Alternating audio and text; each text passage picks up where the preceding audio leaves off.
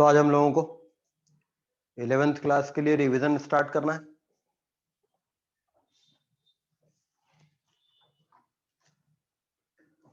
तो chapter 1 some basic concepts of chemistry.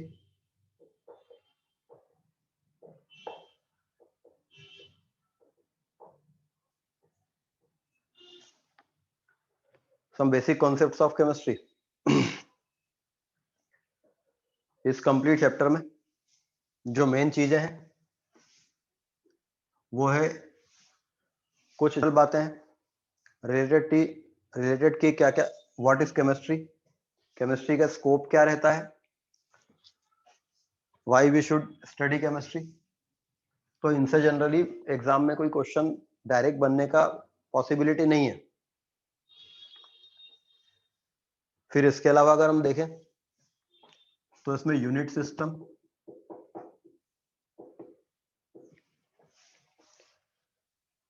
Measurement में errors, accuracy and precision, significant figures,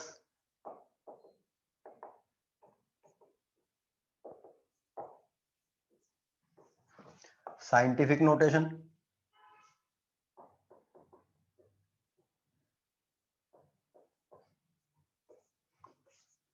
laws of chemical combination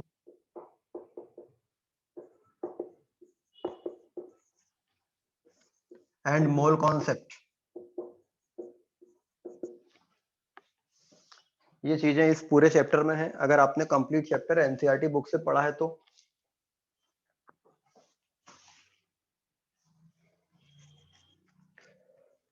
तो unit system पे पहले हम बात करते हैं। Unit system,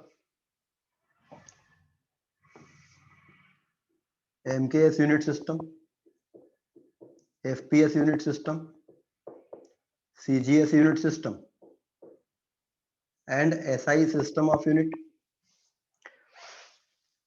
MKS unit system क्या होता है?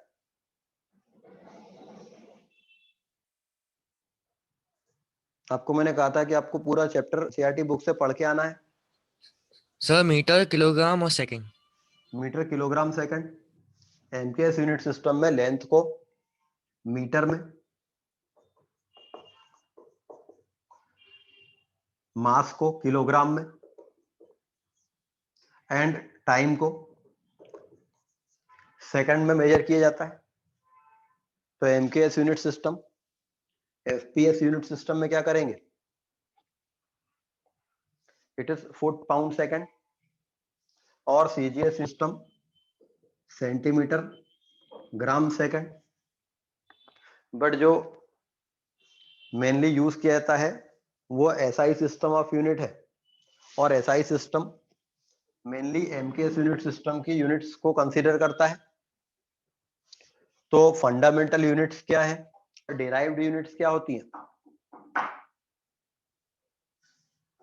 फंडामेंटल यूनिट्स क्या है और डिराइव्ड यूनिट्स क्या होती हैं?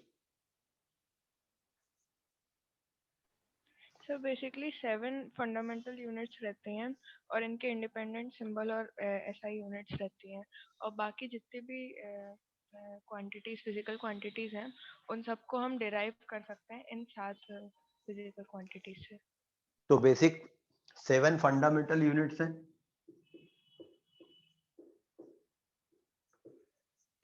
और इन फंडामेंटल यूनिट्स से जो दूसरी फिजिकल क्वांटिटी से डिराइव की जा सकती हैं, जो इन फंडामेंटल यूनिट्स के कुछ कॉम्बिनेशंस के कारण बनती हैं, they are the derived units. जैसे speed is equal to distance upon time. तो डिस्टेंस लेंथ की यूनिट है, ये फंडामेंटल है, इंडिपेंडेंट है। टाइम की यूनिट फंडामेंटल है, इंडिपेंडेंट है, मगर स्पीड इन दोनों से डिराइव की जा सकती है। तो स्पीड की यूनिट जो है वो डिराइव्ड यूनिट हो जाएगी। तो फंडामेंटल यूनिट्स कौन कौन सी होती हैं? Length, mass, time, amount of substance, current. और कौन सी यूनिट है? सर थर्मोडायनेमिक टेम्परेचर और luminous intensity. Thermodynamic temperature and luminous intensity, length, और इनके फिक्स सिंबल है, या फिजिक्स में पूरी बात पढ़ लेते हैं तो आई थिंक ये आपके लिए काफी इजी रहता है। अब जब आपने शुरुआत की थी 11th क्लास की, तब ये हो सकता है आपके लिए डिफिकल्ट पार्ट रहता हो यूनिट सिस्टम। तो यूनिट सिस्टम में किसी को कोई डाउट है, कुछ पूछना है, या हम इसको स्किप करके आगे चलें?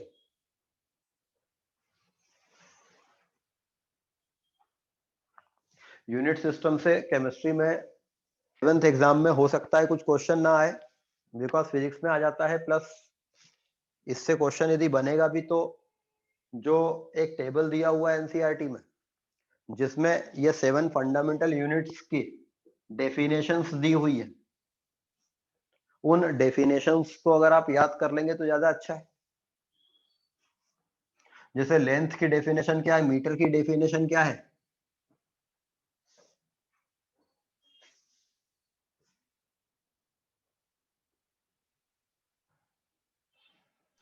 सर लेंथ की है, length is the path travelled by light in vacuum during time interval of 1/2979245 तो ये जो एक 1 मीटर की जो डेफिनेशन है, ये मीटर को डिफाइन किया गया है। हमें पता है कि हम वेलोसिटी ऑफ लाइट को प्रिसाइजली मेजर कर सकते हैं, तो वैक्यूम में वेलोसिटी ऑफ लाइट को, स्पीड ऑफ लाइट को हमने मेजर किया, तो सी डिस्टेंस ट्रेवल होता है 1 सेकेंड में, तो 1 मीटर डिस्टेंस ट्रेवल होगा 1/c सेकेंड में। तो वैक्यूम में लाइट 1/c सेकेंड्स में जितनी फास्ट ट्रेवल कर लेती है, that is the distance called 1 metre. तो ऐसे ये बाकी की 7 बेसिक यूनिट्स डिफाइन की गई हैं। तो इन बेसिक यूनिट्स की जो डेफिनेशंस हैं वो प्रिसाइजली याद करिए। 11th एग्जाम में हो सकता है ये क्वेश्चन आ जाए कि what is the SI value of 1 metre. 1 metre unit कितनी लेंथ को कहते हैं, या 1 सेकेंड टाइम कितने टाइम को कहते हैं? और इस यूनिट सिस्टम वाले पार्ट में किसी को कोई डाउट है?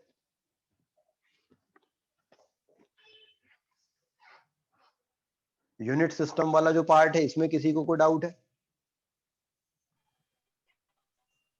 सर तो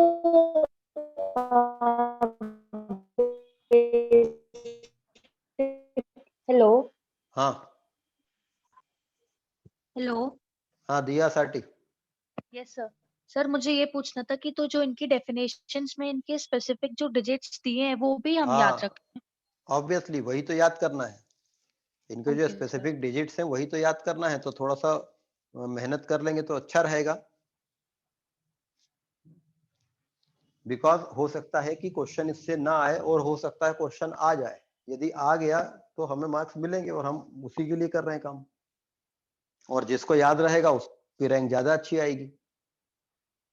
तो 11th एग्जाम के लिए जनरली ये क्वेश्चन आता नहीं है, मगर हो सकता आ जाए, बिकॉज वो पेपर के ऊपर डिपेंड करता है कि यदि इस चैप्टर से मुझे एक क्वेश्चन बनाना है तो मैं, हो सकता है यूनिट सिस्टम से एक बना दूं।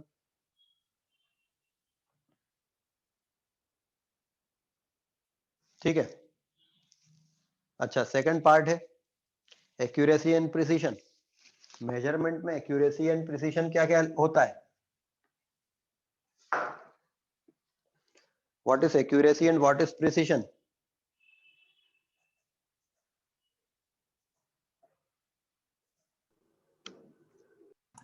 Sir, accuracy is the agreement of a particular value to the true value of the result.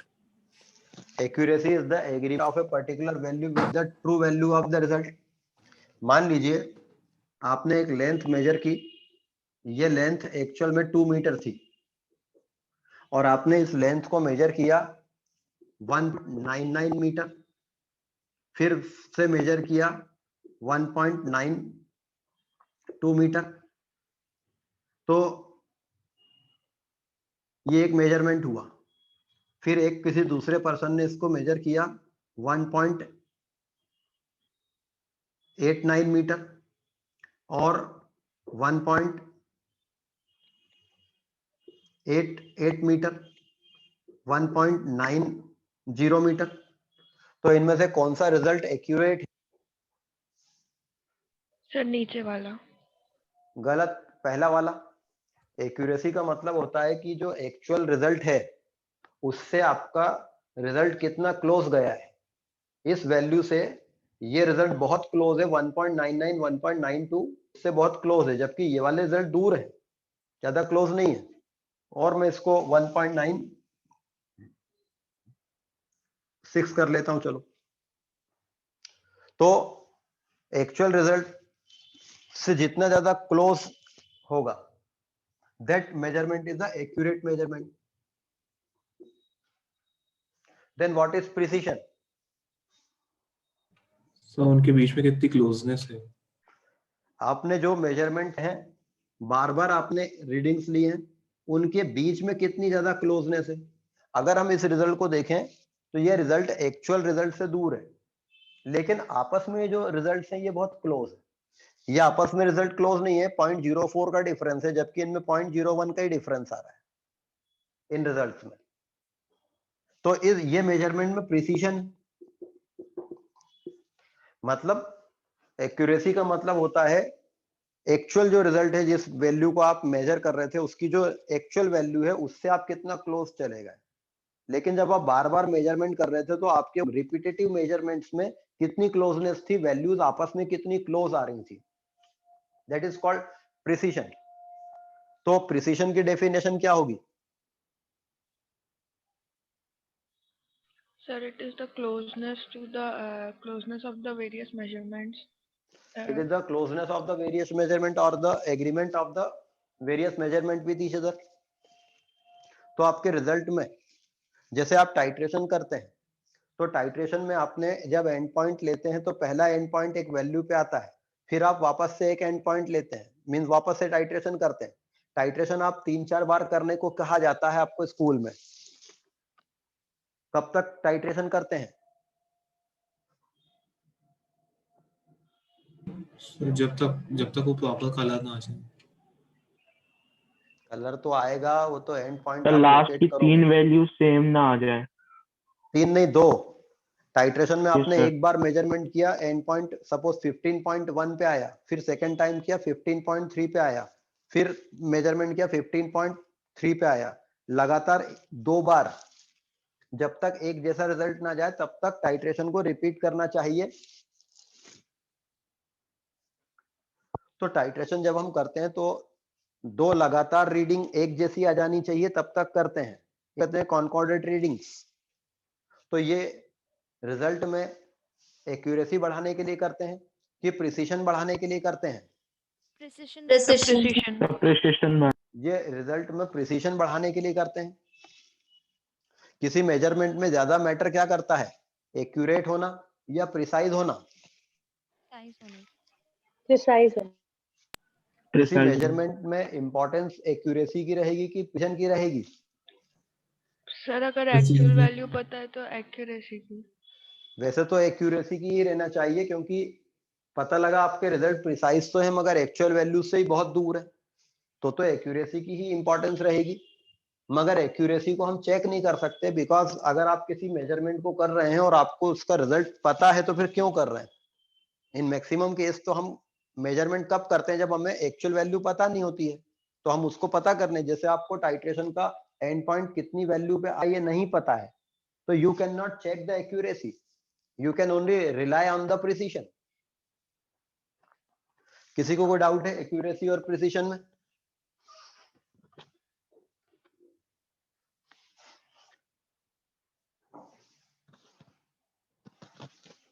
Next one is significant figures and scientific notation.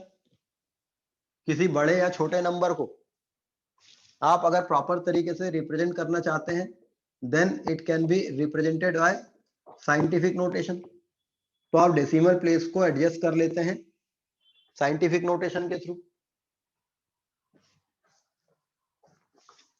और साइंटिफिक नोटेशन में एडिशन, सब्ट्रैक्शन, मल्टीप्लिकेशन, डिवीजन ये सब आपको आता है। तो अगेन इसके लिए भी कोई बहुत ज्यादा सोच जरूरत नहीं है कि इसके 11th एग्जाम में अगर क्वेश्चन आ गए तो हम क्या करेंगे, या तो कोई न्यूमेरिकल आएगा, आपको उस हिसाब से कर देना है, ये इजी पार्ट है। सिग्निफिकेंट फिगर्स क्या होते हैं? और इनको कैसे पहचानते हैं?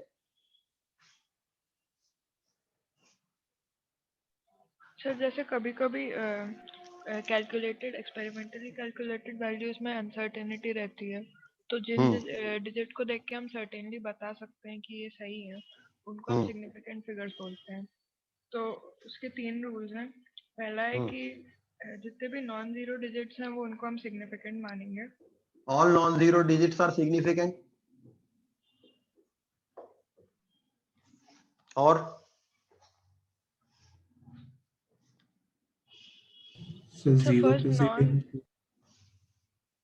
जी Zeros preceding to first non-zero digit are not significant.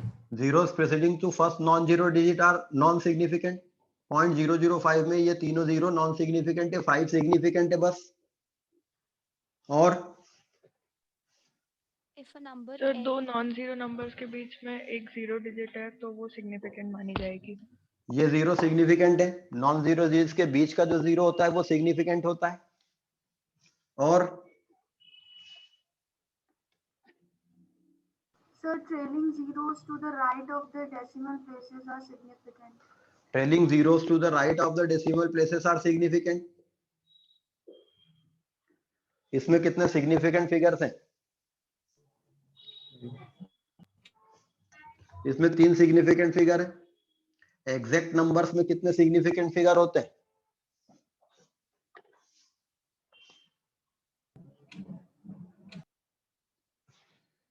Exact numbers में कितने सिग्निफिकेंट फिगर्स होंगे?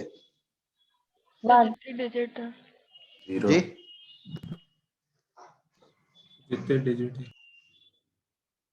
एग्जैक्ट नंबर 2 है, इसमें कितने सिग्निफिकेंट फिगर हैं? Infinite. It can have one significant figure, also it can have infinite significant figures.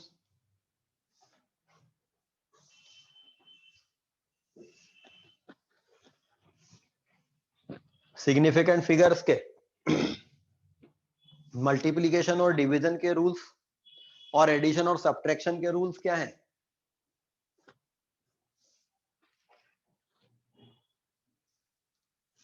Significant figures का addition और subtraction का रूल क्या है? सर हम फाइनल रिजल्ट में लोएस्ट जिसमें सिग्निफिकेंट फिगर है उसको कंसीडर कर लेते हैं। अगर आप 2-3 नंबर को ऐड या सब्ट्रैक्ट कर रहे हैं तो फाइनल रिजल्ट में उतने सिग्निफिकेंट फिगर होंगे जितने लोएस्ट सिग्निफिकेंट फिगर वाले नंबर में थे। बाकी को राउंड ऑफ कर देंगे। राउंडिंग ऑफ के रूल्स क्या हैं? डेसिमल के बाद अगर डिजिट 5 से छोटा है तो उसको अनचेंज रहने देते हैं। 5 है तो अगर वो डेसिमल के पहले ऑड नंबर है तो उसको इवन करते हैं एक बढ़ा के। अगर इवन है तो उसको अनचेंज रहने देते हैं, और अगर 5 से ज्यादा है डेसिमल के बाद तो उसको डेसिमल के पहले वाले डिजिट को 1 से बढ़ा देते हैं। ठीक है, तो आपको इस वाले पार्ट में से न्यूमेरिकल बन सकता है, और ये ना केवल 11th एग्जाम के लिए न्यूमेरिकल बन सकता है सिग्निफिकेंट फिगर्स का, बल्कि जेई मेन एडवांस में भी इसका न्यूमेरिकल आ सकता है, आया है बल्कि सिग्निफिकेंट फिगर्स का। तो इसलिए आपको सिग्निफिकेंट फिगर्स प्लस उनके एडिशन के रूल्स और सब्ट्रैक्शन के रूल्स ये प्रॉपरली पढ़ना है, प्लस राउंडिंग ऑफ के rules.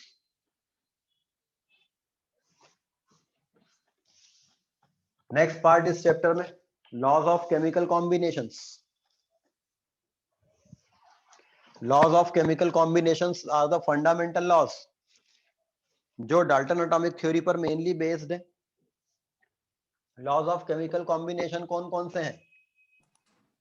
Laws of conservation of mass. Conservation of mass. law of law of conservation Conservation. Of or law of mass, definite proportion, law of definite proportion, multiple Multiple Proportion. law of equivalent, reciprocal or combining proportion or weights. Law of definite Yes, proportion, volumes.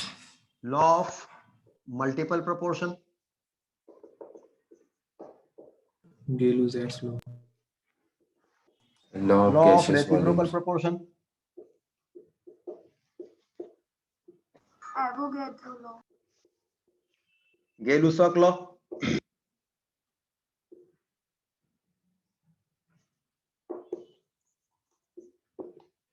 Of combining volumes, Avogadro law,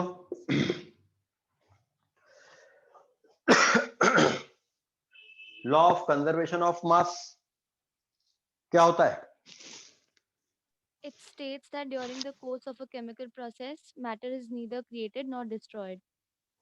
In the course of a chemical reaction or a chemical process, matter can neither be created nor be destroyed. इसलिए reactant का जितना total mass होता है, after the reaction product का मास उतना ही रहेगा। तो एक तो इसका डेफिनेशन आ सकती है जो कि आपको पता है, हमसे भी पता लग रहा है कि ये क्या होगा। दूसरा इसका न्यूमेरिकल आ सकता है। तो इसका अगर कोई न्यूमेरिकल आया और उस न्यूमेरिकल में आपको एक रिएक्शन दे दी, डाटा दे दिया और पूछा कि which law of chemical combination this data represents, और सपोज वो इसका क्वेश्चन है तो कैसा करेंगे कि वो इस वाले के लिए दिया गया है। सर वो बैलेंस इक्वेशन होगी। सर नहीं, रिएक्टेंट उसमें ये प्रोडक्ट करेंगे सर रिएक्टेंट्स का मास प्रोडक्ट्स जी, के मास के बराबर। रिएक्टेंट्स का मास पता कर लेंगे और उस रिएक्शन में कैलकुलेशन करके प्रोडक्ट का मास पता कर लेंगे, दोनों इक्वल आएगा। लास्ट में हम कह देंगे कि hence this data illustrates the law of conservation of मास। ठीक है, मतलब ये पहचानना भी आना चाहिए ना कि कौन डाटा कौन से लॉ को रिप्रेजेंट कर रहा है। मतलब इसके 3 क्वेश्चन आ सकते हैं, एक डेफिनेशन आ सकती है, दूसरा इसका एक न्यूमेरिकल आ सकता है, तीसरा इसका एक्सेप्शन आ सकता है। Law of question of mass का एक्सेप्शन क्या है? Sir nuclear reactions. Nuclear reactions में मास एनर्जी में कन्वर्ट होता है, लेकिन वैसे लॉ ऑफ कंजर्वेशन ऑफ मास में हमने केमिकल प्रोसेस बोल दिया था, इसलिए डेफिनेशन में हम कह सकते हैं कि इसका फिर कोई एक्सेप्शन नहीं आएगा। बट वैसे कंजर्वेशन ऑफ मास का डेफिनेशन है nuclear reactions. Law of definite proportion क्या है? So it states that the same compound is always composed of the same element combined together in the same or fixed proportion by weight. A chemical compound will always have the elements combined in a fixed ratio by weight. Water आप किसी भी source से लाएं, उसमें hydrogen और oxygen 1:8 ratio में ही combined रहेगी। Whatever will be the source of that compound, it will always have the elements combined in the fixed proportion by mass. Law of definite और constant proportion, तो ये तो लॉ से ही पता लग जाता है कि उसकी डेफिनेशन क्या होनी चाहिए या वो क्या बोलना चाहता है। ठीक है, तो एक तो इसकी डेफिनेशन हो गई। कार्बन डाइऑक्साइड किसी भी सोर्स से आप लाएं, इसमें कार्बन और ऑक्सीजन 6:16 रेशो, या इसको और से कर लें तो वो 3:8 रेशो में ही बाय वेट मिलेंगे कंबाइंड।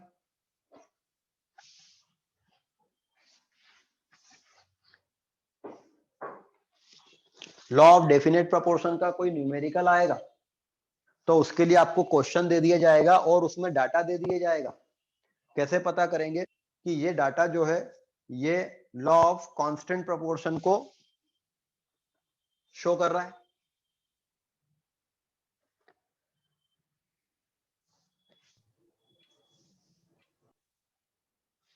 इसमें कैसे पता करेंगे कि data law of constant proportion को शो कर रहा है?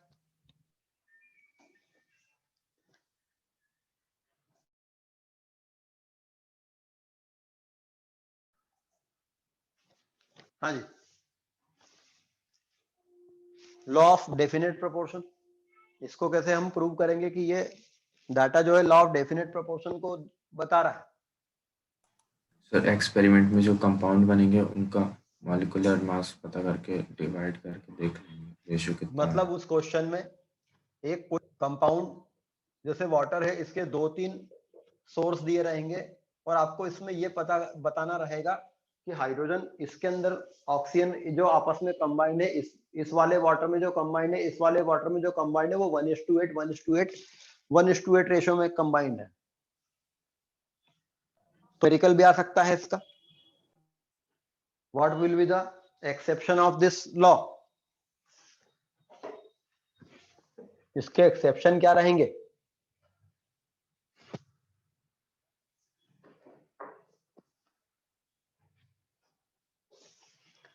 Law of definite proportion, sir अगर उन कंपाउंड्स में डिफरेंट आइसोटोप्स हो, अगर किसी कंपाउंड में डिफरेंट आइसोटोप्स होंगे तब उनमें elements same ratio by mass में कंबाइंड नहीं रहेंगे। वाटर में जो H2O, D2O और T2O है, यहाँ पर हाइड्रोजन और ऑक्सीजन 1:8 रेशो में कंबाइंड है, यहाँ पर अलग रेशो में कंबाइंड होगा यहाँ, और ये तीनों ही वाटर है।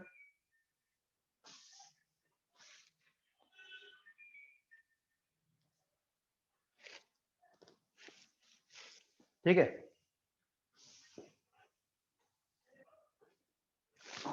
लॉ ऑफ मल्टीपल प्रोपोर्शन क्या है? So if two elements can combine to form more than one compound, the masses of one element that combine with a fixed mass of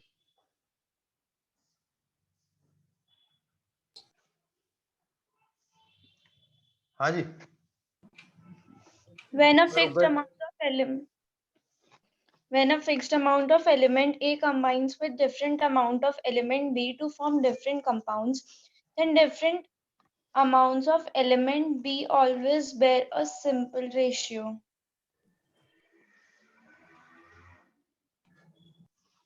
law of multiple proportion, अगर दो element मिलकर दो या दो से ज्यादा कंपाउंड बनाते हैं, जैसे हाइड्रोजन और ऑक्सीजन दो कंपाउंड बनाते हैं, तो इनमें किसी एक एलिमेंट के फिक्स वेट से जुड़ने वाला दूसरे एलिमेंट का जो वेट होगा, वो वेट आपस में एक सिंपल रेशो रखेगा। अगर दो एलिमेंट आपस में मिलकर दो या दो से ज्यादा कंपाउंड बनाते हैं, दो से ज्यादा भी बना सकते हैं, जैसे नाइट्रोजन और ऑक्सीजन मिलकर N2O, NO, N2O3, NO2, N2O5 5 प्रकार के एलिमेंट कंपाउंड बनाता है नाइट्रोजन और ऑक्सीजन। तो किसी एक एलिमेंट के फिक्स वेट से कंबाइन होने वाला दूसरे एलिमेंट का जो वेट होगा, वो आपस में फिक्स रेशो में होगा, सिंपल होल नंबर रेशो में होगा। मतलब हाइड्रोजन के फिक्स वेट से कंबाइन होने वाला ऑक्सीजन का आप वेट निकाल लो, तो वाटर में हाइड्रोजन के 1 ग्राम से कंबाइन होने वाला ऑक्सीजन का वेट है 8, और H2O2 में हाइड्रोजन के 1 ग्राम से कंबाइन होने वाला ऑक्सीजन का वेट है 16 ग्राम। ये आपस में 1:2 रेशो में है। किसी को कोई डाउट है इसमें? लॉ ऑफ मल्टीपल प्रोपोर्शन में किसी एक एलिमेंट के फिक्स वेट से कंबाइन होने वाला दूसरे एलिमेंट का जो वेट होता है, वो आपस में सिंपल होल नंबर रेशो में होता है। कैसे प्रूव करेंगे? किसी क्वेश्चन में अगर आपको प्रॉपर डाटा दे रखे about N2O, NO, N2O3, NO2 और N2O5, सपोज इन सबके मॉलिक्यूलर मास ही बस दिए हुए हैं, तो ये कैसे बताएंगे कि ये लॉ ऑफ मल्टीपल प्रोपोर्शन को ओबे कर रहा है?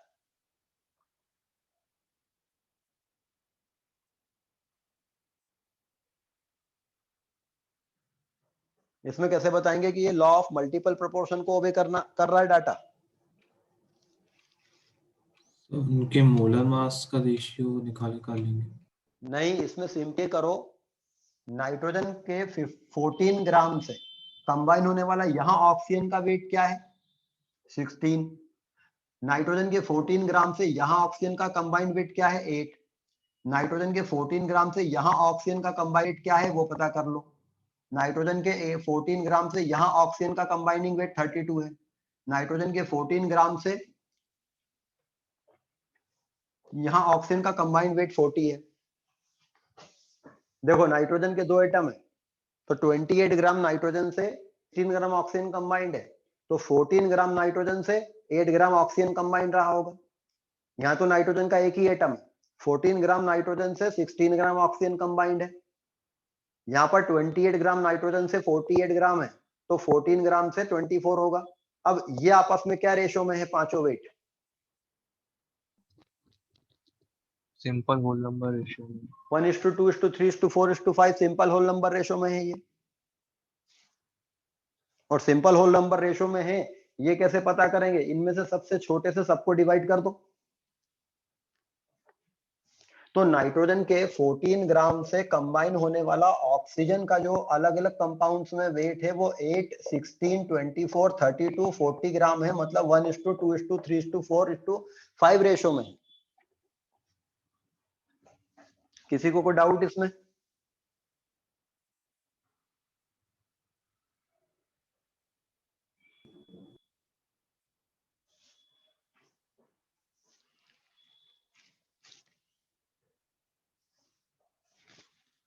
ठीक है,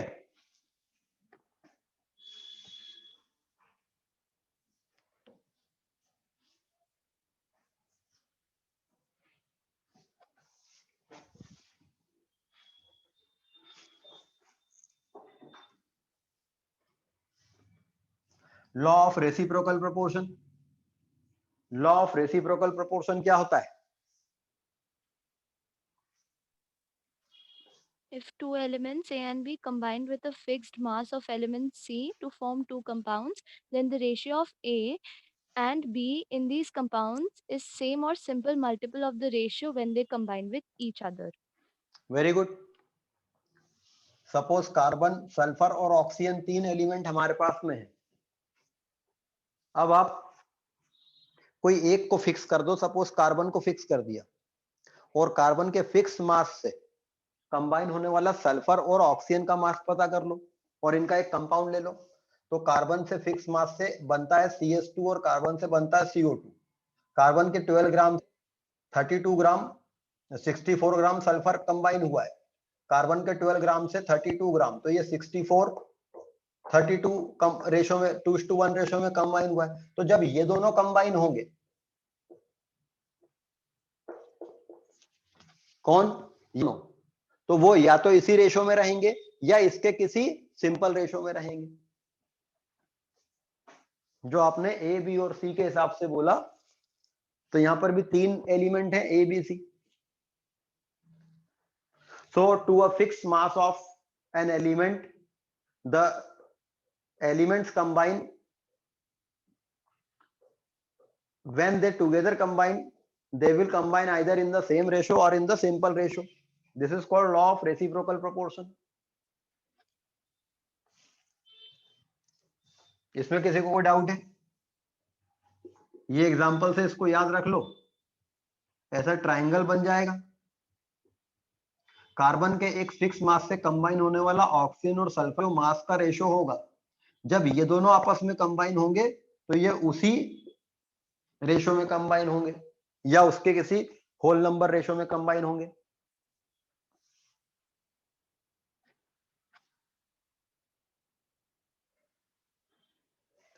गेलुसॉक्स लॉ ऑफ कंबाइनिंग वॉल्यूम क्या है? For a homogeneous gas phase reaction, gases react in a fixed ratio by moles. This ratio also conforms to their reacting volumes. For a homogeneous gaseous reaction, the gases always reacts in a fixed ratio by volume. गैसें जब आपस में react करती हैं तो वो एक fix ratio by mole या fix ratio by volume reaction करती है, और यही एवोगैड्रो लॉ है।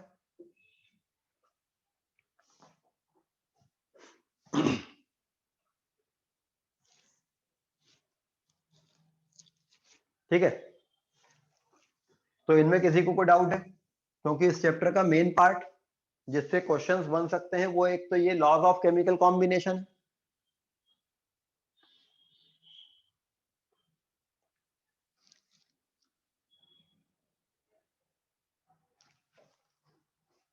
और गैसेस आपस में जब रिएक्शन करती हैं तो उनके आपस में रिएक्शन करने का जो मोल रेशो होता है वही उनका वॉल्यूम रेशो होता है।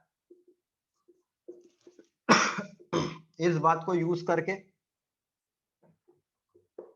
हम कॉम्पिटिटिव एग्जाम्स के क्वेश्चन सॉल्व करते थे। 1 mole of ethane will require 7/2 mole of oxygen, तो 1 volume of methane will require 7/2 volume of oxygen, मतलब 1 litre of ethane will require 7/2 litres of oxygen. तो जो गैसेस के आपस में रिएक्शन करने का मोल रेशो होता है वही उनके आपस में रिएक्शन करने का वॉल्यूम रेशो होता है। तो ये गेलुसॉक लॉ या एवोगाड्रो लॉ के बेसिस पर ही किया जाता है।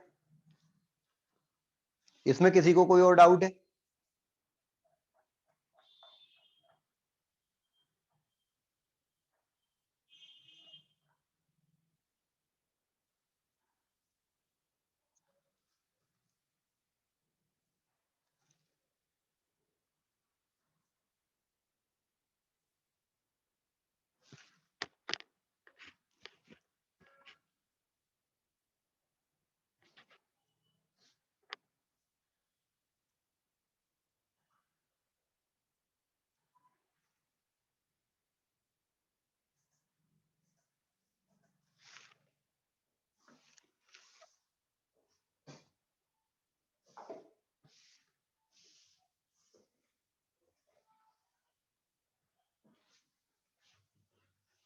एंड लास्ट पार्ट है इसका,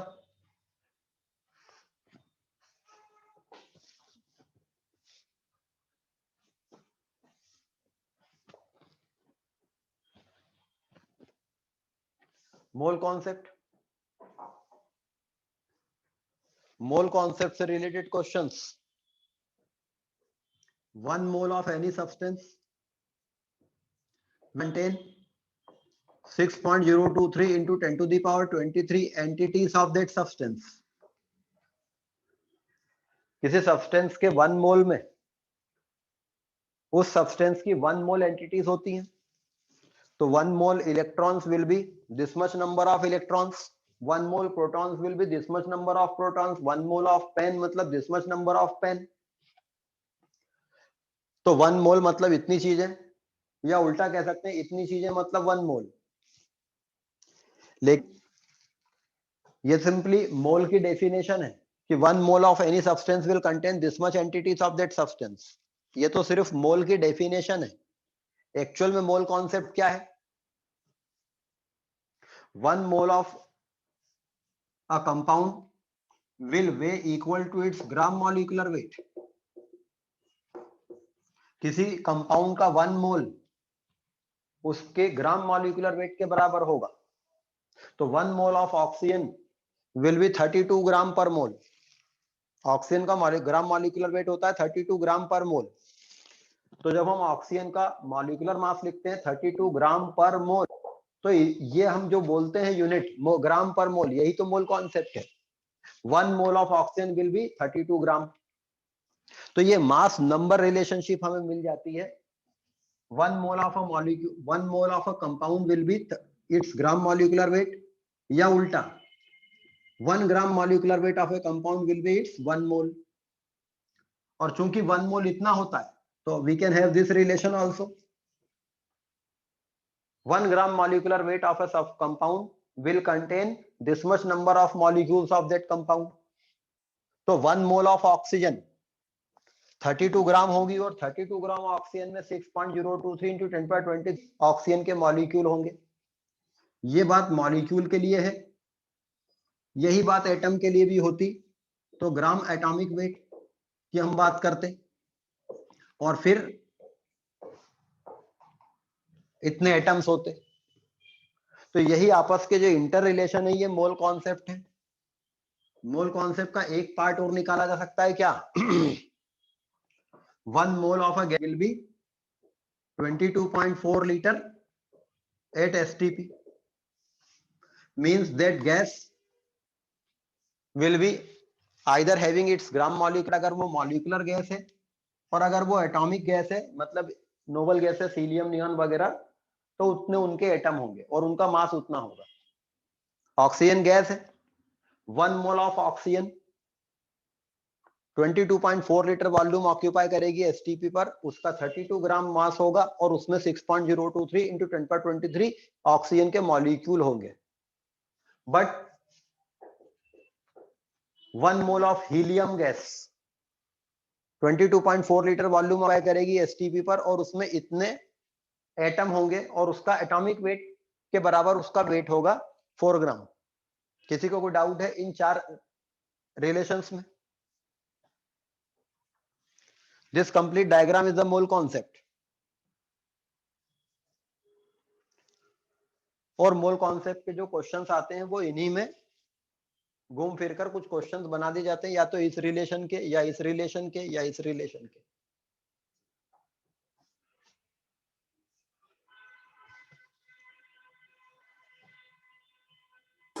sir number of gram atom यही होता है क्या?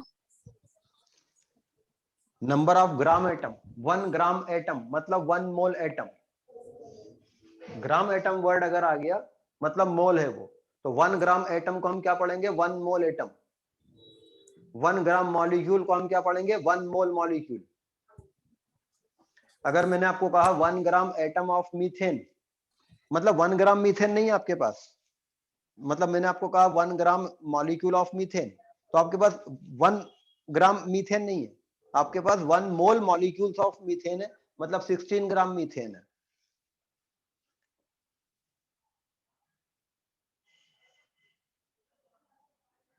और किसी को कोई बात करनी है?